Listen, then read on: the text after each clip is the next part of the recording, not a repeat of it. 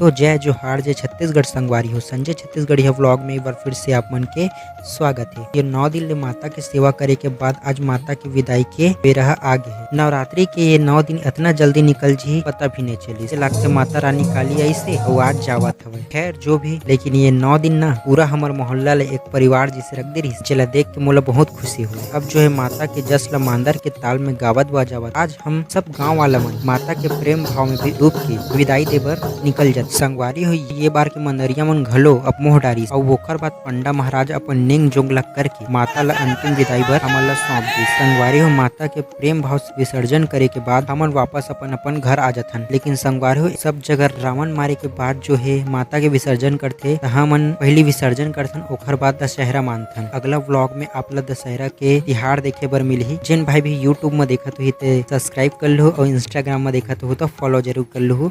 जय जोहार जय छत्तीसगढ़।